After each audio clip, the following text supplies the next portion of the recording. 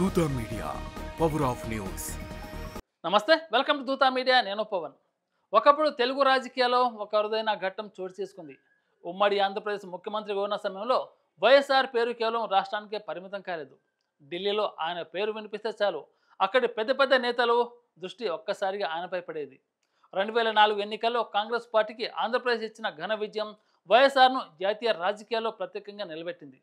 యూపీఏకి బలం చేకూర్చడంలో ఆయన పాత్ర కీలకమైంది. మన్మోహన్ సింగ్ ప్రధానిగా అవతరించడానికి కూడా ఆయన మద్దతు ఒక ప్రధాన కారణమైందని అప్పట్లో అందరు చెప్పుకున్నారు. ఢిల్లీలో ఆయన అడుగుపెట్టిన క్షణం వాతావరణం మారిపోతుందనేంత ప్రభావం ఉండేది. కానీ రాష్ట్రాల ముఖ్యమంత్రులు, జాతీయ నాయకులు ఆయనను కలవాలని ముందుకొచ్చేవారు. దక్షిణాది రాష్ట్రాలకు జాతీయ స్థాయిలో పెద్దగా ప్రాధాన్యత లేని రోజుల్లో వైఎస్ఆర్ తన కృషి, ప్రజలతో కలిసిపోయే తీరు వల్ల ఢిల్లీలో ప్రత్యేక స్థానం సంపాదించారు. ఆయన మాట్లాడే తీరు, తీసుకునే నిర్ణయాలు, చూపించే ఆత్మవిశ్వాసం జాతీయ నాయకుల్లో కూడా ఒక ప్రత్యేక గౌరవం కలిగించాయి.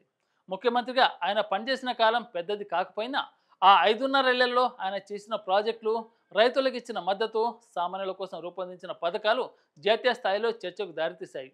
ఇతర పార్టీ నేతలు కూడా ఆయనను సీరియస్గా పరిగణించడం మొదలుపెట్టారు. ఆ రోజుల్లో గుజరాత్ ముఖ్యమంత్రిగా ఉన్న నరేంద్ర మోదీ కూడా వైఎస్ఆర్ దగ్గరకు వచ్చి పరిచయం చేసుకోవడం తెలుగు నాయకుడు స్థాయిని దేశం గుర్తించేలా చేసింది. ఇందుకు సంబంధించిన ఒక ఫోటోలో నరేంద్ర మోదీతో వైఎస్ఆర్ కరచలనం చేసిన క్షణం తెలుగు ప్రజల గౌరవాన్ని ప్రతిబింబించింది.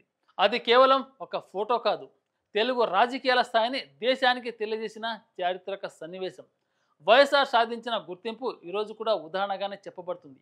ఆయన తక్కువ కాలంలోనే రాష్ట్రానికి తెచ్చిన గౌరవం, జాతీయ స్థాయిలో సంపాదించిన పేరు తెలుగు ప్రజలకు గర్వకారణమైంది. ఆ ఉదాహరణ నుంచే ఈ తరం నాయకులు, ప్రజలు కూడా ప్రేరణ తీసుకోవాలి అన్నది చాలామంది అభిప్రాయం. For more updates please subscribe Dootha media.